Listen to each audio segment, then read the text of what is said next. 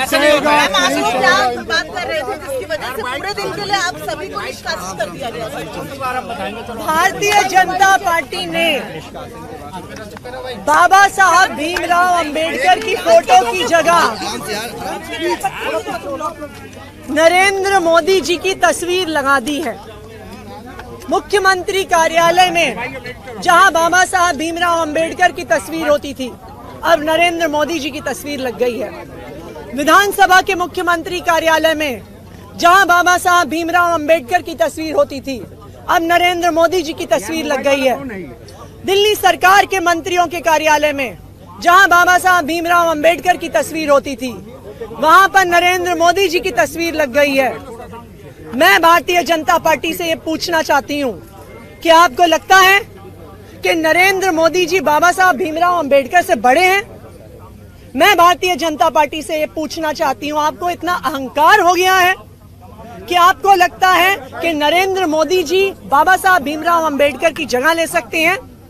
इसी के खिलाफ आम आदमी पार्टी ने प्रदर्शन किया और हम सदन से लेके सड़क तक इसके खिलाफ प्रदर्शन करते रहेंगे जब तक बाबा साहब भीमराव अंबेडकर की तस्वीर उनकी जगह पर वापस नहीं लग जाती। ये सीएजी रिपोर्ट ये दिखाती है 7वीं में पढ़ने वाले बच्चे को भी पता है कि प्रॉफिट परसेंटेज कैसे कैलकुलेट होता है। Selling price minus cost price के आधार पर प्रॉफिट कैलकुलेट होता है, लेकिन इन शराब के ठेकेदारों ने गलत तरीके से कॉस्ट प्राइस को कैलकुलेट किया और 5% के नाम पर करोड़ों रुपए का मुनाफा कमाया। चैप्टर 6 पेज 58 ये सीएजी रिपोर्ट दिखा रही है कि किस तरह से गलत दाम दिखा कर देश भर से ज्यादा कॉस्ट प्राइस दिखाकर शराब के ठेकेदारों ने गलत तरीके से मुनाफा कमाया। ये सीएजी रिपोर्ट उसी बात को दोहरा रही है जो आम आदमी पार्टी की सरकार ने बार बार कहा कि ओल्ड एक्साइज पॉलिसी से दिल्ली के सरकारी खजाने को, एक्सचेकर को लॉस हो रहा है। ना सिर्फ इतना, इस पॉलिसी की वजह से लगातार स्मगलिंग होके दारू, शराब दिल्ली में आ रही थी। कहां से आ रही थी? उत्तर प्रदेश से आ रही थी, हरियाणा से आ रही थी। सब जानते हैं कि किस पार्टी की सरकार वहां पे है और उस स्मगलिंग से किसको फायदा हो रहा था। तो आज सीएजी की रिपोर्ट ने इस बात को साबित कर दिया है कि आम आदमी पार्टी की सरकार ने ओल्ड एक्साइज पॉलिसी को हटाकर सही फैसला लिया। दिल्ली सरकार ने, आम आदमी पार्टी की सरकार ने लगातार बार बार ओल्ड एक्साइज पॉलिसी में हो रहे भ्रष्टाचार को दिल्ली वालों के सामने रखा।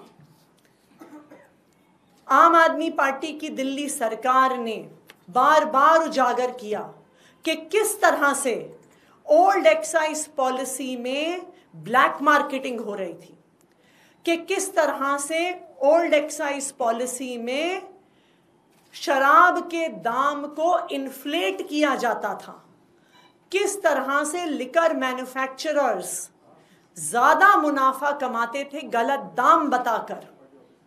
आम आदमी पार्टी की सरकार ने बार बार बताया कि किस तरह से ओल्ड एक्साइज पॉलिसी में हो रहे भ्रष्टाचार की वजह से, ब्रांड पुशिंग की वजह से लगातार हरियाणा से, यूपी से स्मगल होके शराब दिल्ली में आती रही।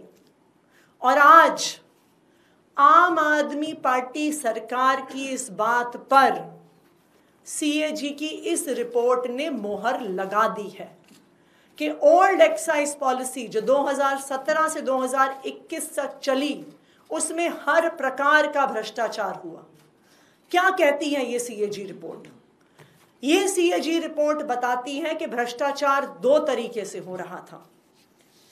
कि कितनी शराब बेची जा रही थी उसमें भ्रष्टाचार था, क्योंकि जो पैसा सरकार के पास आता था वो हर बॉटल के हिसाब से आता था।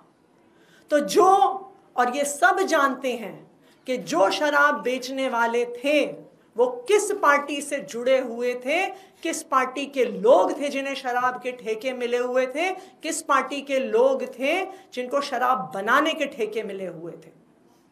वो क्या करते थे? बॉटल बाय बॉटल जब एक्साइज कैलकुलेट होता था तो वो फर्जीवाड़ा करते थे ये दिखाने में कि कितनी बोतलें बेची गईं। अगर आप इस सीएजी रिपोर्ट के चैप्टर 5 पेज 44 पे देखिएगा तो ये बताते हैं कि 28% से ज़्यादा भ्रष्टाचार ये शराब के ठेकेदार कर रहे थे। कितनी शराब बेची जा रही थी उससे 28% कम की रिपोर्टिंग हो रही थी और इन दलालों की जेब में पैसा जा रहा था। दूसरी बात, ये रिपोर्ट साफ साफ बताती है कि शराब की ब्लैक मार्केटिंग हो रही थी। सब जानते हैं कि किस पार्टी के लोगों के पास इन शराब के ठेके थे। आप इस सीएजी रिपोर्ट की पेज 59 पे देखिए तो सीएजी रिपोर्ट बार बार कह रही है कि जिनके पास शराब के ठेके थे वहां से स्मगलिंग हो रही थी, वहां से ब्लैक मार्केटिंग हो रही थी और दिल्ली सरकार को रेवेन्यू लॉस हो रहा था।